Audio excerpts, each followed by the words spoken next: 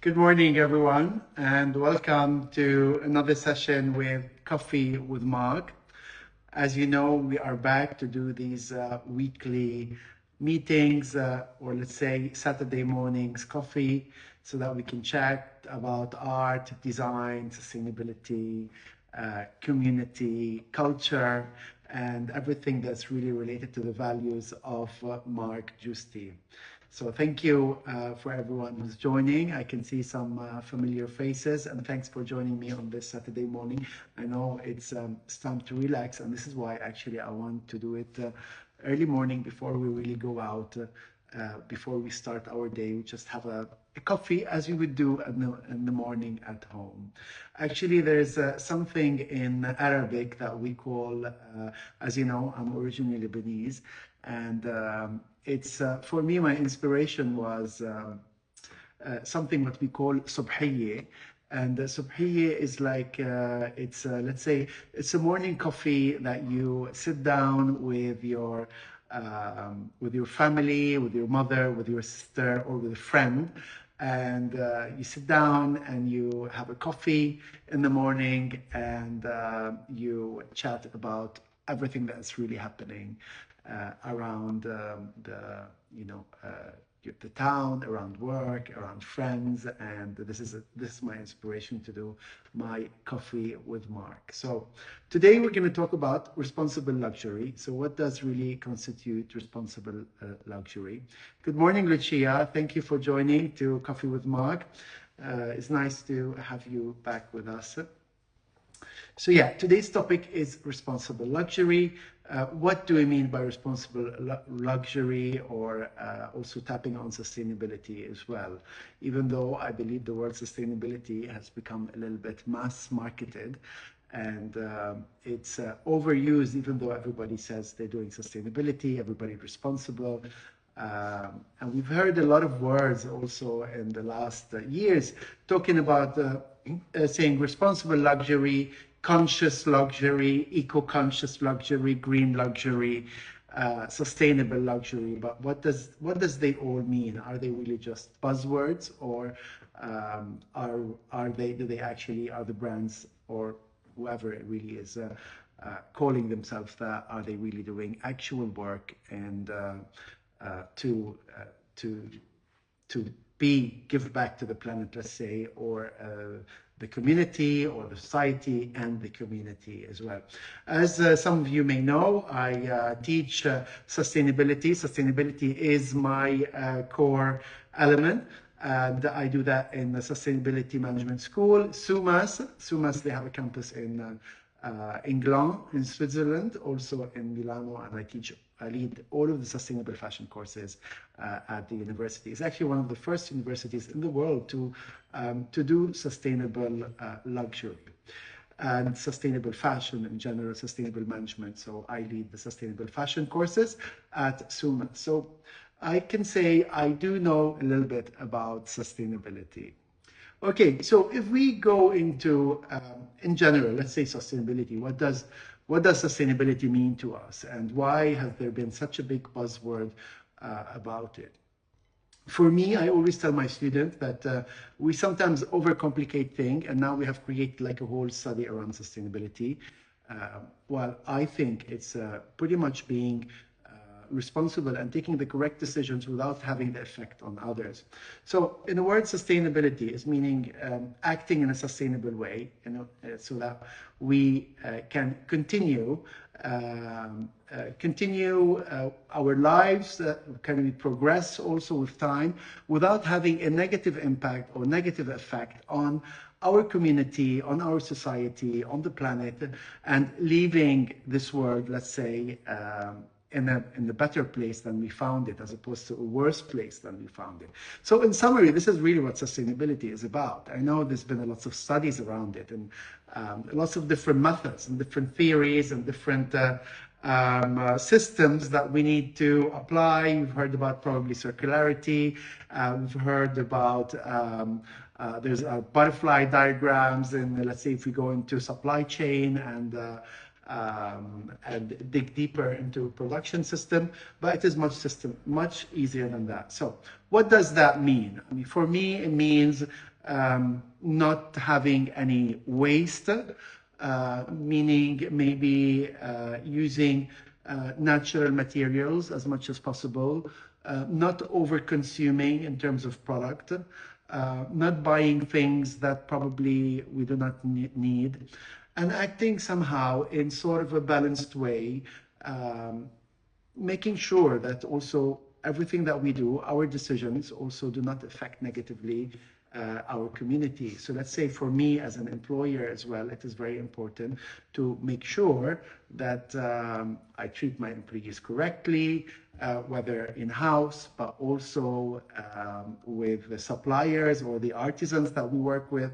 I think it is very important to make sure that whoever you are collaborating with, whether it's a supplier, it's a client, it's anybody that you're connecting with somehow, you are treating them in a correct way, you're supporting them, and vice versa.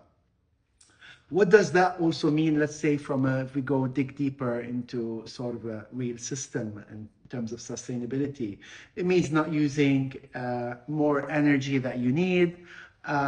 Things that we probably have learned also at home with our parents said, please turn off the light when you leave, or don't turn the tap on, the water tap on when you're brushing your teeth, making sure you use a balanced way of water. I mean, it's the same really concept we are taking from what we've learned at home to what we are doing also in the production. For me, they are pretty much reasonable, but maybe we live in a moment that not everything makes sense, or maybe what makes sense to me doesn't make sense for others. So luxury, I guess, in itself, not just luxury, but let's say in terms of the fashion industry, there's been a lot of overproduction in the last couple of decades that has increased to a lot of unsold product and even a lot of waste. We've also hear a lot of brands and a lot of collections being released using recyclable material or reused material, and we've heard it around because we've seen it in all of the marketing tactics. So is it just marketing, or are they really acting in a responsible way? Now, research says that is less than 1% of all clothes worldwide produced is being recycled. So it's actually, when you start learning about all of these statistics and seeing how much waste really we throw per year. This will also include all of the clothes that we donate. So most, actually around 80% of all of the clothes worldwide that's being produced or that we use as well ends up being in a landfill. What does landfill means? Meaning a pile of rubbish where clothes end up being discarded. Some of them are thrown in the desert in Chile. Others are also in Ghana, and you could see it. Actually, they are so big, these areas, filled with piles of clothes and trash, and you can see it actually from the satellite. And it is, of course, it's affecting the environment around it. It's polluting the land, it's polluting the sea, and it's making the land barren in a certain way. So it's even though we think we are sometimes donating clothes to, we put them in these yellow boxes, for example, around Milano, because we know maybe a charity is going to come and take them.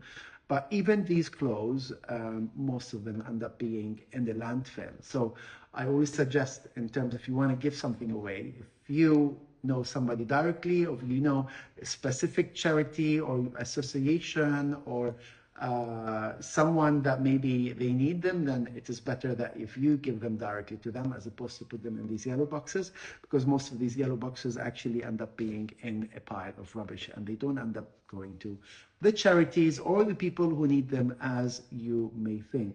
So we see all of these statistics of as the effects also of the fashion industry, And if we look at it, more than 60% of all clothes produced worldwide, they are made of synthetic materials. Synthetic materials meaning sort of polyamide or nylon and all of these kind of a petroleum, let's say, based material. And of course, as we all know, these are they they don't get recycled easily, and they spend a long time on this planet, polluting the sea and the air, and they secrete also a synthetic material also when we wash. So when you wash these synthetic materials, you end up going, you release, the clothes release very small, let's say, micro fibers of synthetic material and plastic that ends up going into the water, and then from there it ends up going into the sea and the rivers, get eaten by the fish, and then we eat it again. So ends up being sort of in a circle, and the circle, of course, we end up eating it, and I think this is something that is. Something that is very dangerous for us because it's in a continuous sort of a loop, and technically, what goes around comes around. This is really what happens when we are doing such unsustainable also methods. So whenever possible, I always suggest that you guys use natural materials and natural fibers. So this is in terms, let's say, of materials, in terms of also some statistics about sustainable luxury. And in the past 20 years, we used to do, let's say 20 years ago, we used to do around 4 collections per year. Actually 2 collections per year, starting autumn, winter, and spring, summer. And then it went into 4, and then it went into 8, and then it went into 12 collections per year. And some brands, or not brands, but let's say fast fashion companies as well, like Zara, they do more than 24 collections per year. 24 collections per year. Do we really need that much clothes? Do we really need that much newness, and trendy items that maybe we're never going to end up using, or it's going to end up being in our wardrobe for such a period of time? I don't think we need that much at all. I mean, I know from myself, I have my favorite pieces, I have occasion pieces, I have favorite pieces, and I have, let's say, items that I roll on and I use on a daily basis, whether to work, meetings, and I guess we all also have something similar. So we do not really need 24 collections per year. This is why here also at Mark Giusti, we stopped doing the seasonal trade shows, the collections, spring, summer, autumn, winter, because we felt like we were almost obliged to do a new collection with new colors, new patterns, and a new leather and new material every single season, even though sometimes maybe we didn't have to, because we think that the market maybe doesn't need that much newness, and eventually you just end up being wasting and producing more than what we need. So now, as you know, here we have our flagship space in VM at PG7, and we release a small capsule drops, limited edition, small batches, and small runs of items that kind of every couple of months. Most of them, they are related around the core collection. So in terms of let's say big collection as we used to do, which was in hindsight also, they were quite small as well compared to big brands, but this was always our idea. So we kept on improving until now. We are very pleased into what we are doing.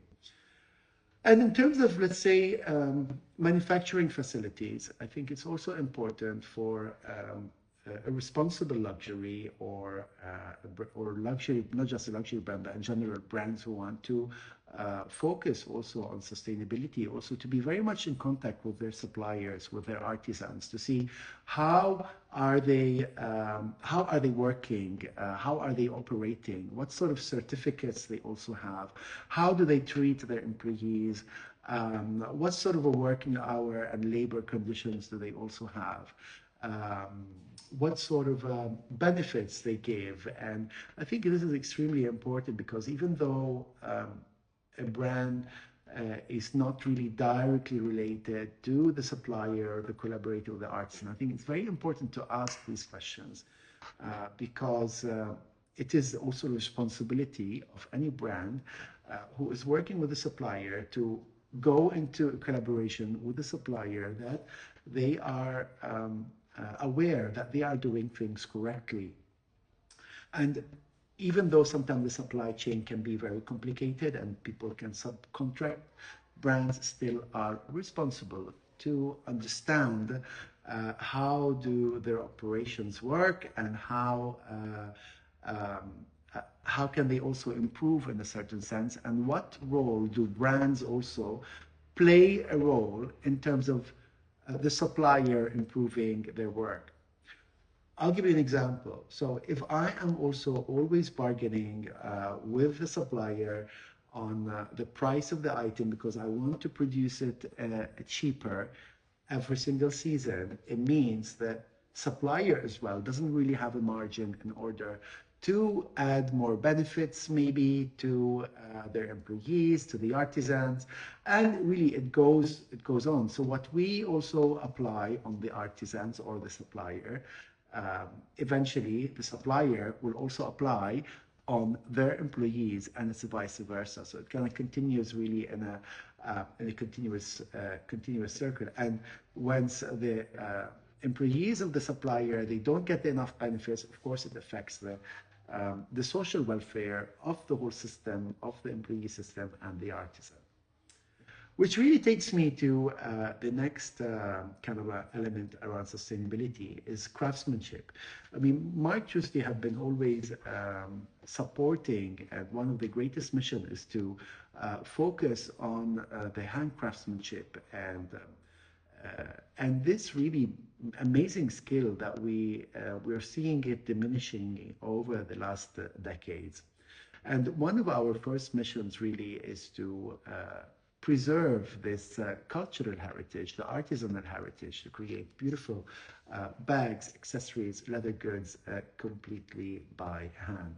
So when I wanted to start Mark Giusti, let's say 20 years ago, I came to Italy and I was speaking to the artisans, speaking to the suppliers, going around, listening to their stories, trying to understand. And I've been told that many brands luxury brands were moving to the Far East to have much bigger quantities, larger volumes, and a much cheaper labor cost. And this is why more than 200 artisans and factories they were closing per year in Italy because they couldn't really sustain themselves. And they were telling me their stories about how they started their work from their great grandfather to their grandfather to the father, and they passed on from one generation to another. And I felt that this thing really resonated with me a lot, and I wanted to make sure that we preserve this cultural heritage and try to support them as much as possible. And this is why when I created Mark Giusti, I wanted really to focus on the 100% hand craftsmanship. So what does craftsmanship need and how is it related to sustainability? I mean, craftsmanship actually, it is one of the earliest form of sustainability. If we look at the very early times of civilizations with original locals who were in the land, who were, let's say, eating. They were living in small communities. They were hunting for food from the animals and from nature, and they were protecting nature, and then they were really reusing everything completely in a complete way. So they would hunt, they would eat the meat from the skin. They will make clothes to protect them, or they will make tents as well in order to live underneath them and protect them as well. From nature or from the sea, they would do jewelry and decorations and sea. from natural colors also of nature. They would decorate themselves in all sort of a different um, uh, cultural, let's say, motifs that are relevant to them. So in a certain way, they were living within nature, using everything from nature and making sure that they make use of every single element. And this is what we call now actually circularity. Now there's a concept that is called circular or a circular system about how you could reuse something completely and make sure that when you design with the concept that you're going to make use of every single components of that element. It's going to have a use of it, and then eventually you're going to continue to go in a continuous circle. And this is what they've been doing. I mean, the locals back in the early times of civilization, and craftsmanship have been a really core element of their way of where they're working. And this is why for us it's extremely important to also focus on the craftsmanship. Probably you've seen the last couple of days, we've also had our artisan here in PMLP G7, who was also doing, for example, this bag completely by hand, hand stitching, hand dyeing, hand coloring, and putting them all together. So for us also to emphasize on the craftsmanship, we also have created this line, which is called Handcrafted in Porta Venezia. And the idea of it, let's say, at the end of its life, the design is created like an origami, so you can really put it together and you can attach it through these screws. And at the end of its life, you can, sorry, we have a client who just passed by, just said hello. And it's the end of its life. You can just remove the screws and you could bring it back to us, and then we could recycle it. Why is that? Because we also do vegetable tanned leather, meaning that we do not use chemicals to dye the leather, only natural ingredients. And we work with the consortium of the Tuscan vegetable tanned leather, where they trace the leather to make sure that it's a byproduct of the animal industry. So we're trying to replicate, let's say, back the local times when you make sure that the leather we create is also a byproduct of the animal industry. We get it, we dye it in with natural tannins. So natural tannin could be coffee, cacao, mimosa, saffron, and this is how we can come up with all of these beautiful natural colors that they do not harm the environment and they do not harm the people around them. And this is a very important element of Mark Giusti, and I think it's a very important element of craft. And this is why we see now a lot of brands coming back to craftsmanship, because craftsmanship is the earliest form of art, of a sustainable method of creating, of producing. And craft, you cannot really rush it. Craft is a beautiful method, way of expressing yourself through products. And for me, they are art. It's an artistic method. And craft is not mass produced. Craft is limited edition. It's small batches that tells a story. And probably because it's craft, they're not really as that pristine. It's a concept that is, for us, this imperfection creates perfection. It's a concept that Mark Giusti is very much trying to embed it also through this design. For example, through the scarring detail that we have created in the angles of the Bellagio bag, but also on this summer bag that we are creating. Because I believe this beautiful imperfection, it creates what it is. Because it's natural, it's by essence, it is not perfect. And in a way, this is what's the beauty of it, because this is what makes it unique, and it makes it a one-off item that you will not find anywhere else in the world. And we've seen now recently a lot of brands going back into craftsmanship, as I said, because they want to give the impression that they are responsible, eco-conscious, green, or any other word that you would like to explain it. I think, in general, to be perfectly honest, whatever you call it, it doesn't matter as long as you act with consideration, as long as you produce in a balanced way, as long as you are transparent, honest, as long as the brand also is aware of what elements, or let's say of what systems they have that are not working well or are not sustainable, and they would like to improve them, because once you have the awareness, you are able to improve them in your next practices. Sadly, we live in a consumerism world, and with consumerism, you have to prioritize profit. And profit, most of the time, it comes profit over people. So it's all about numbers in the end. It's all about cost. It's about producing more, growing more, and enlarging more.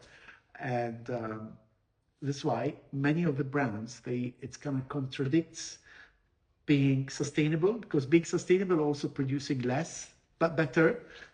But in order to grow, you need to produce more and more frequent, and have a higher margin. So sometimes these two objectives do not match each other, but I think balance really is the key. We're not saying here not to grow, but you have to grow in a balanced way, in a sustainable way, and in a very transparent and with integrity in a certain way. So this is really my perspective on responsible luxury, how to become responsible, sustainable, ethical, all of that. So in summary, making sure you take care of the people, the planet, the economy, and make sure you work and create and produce and you grow without having negative impact on all these three elements: people, planet, and economy. And that's it for now.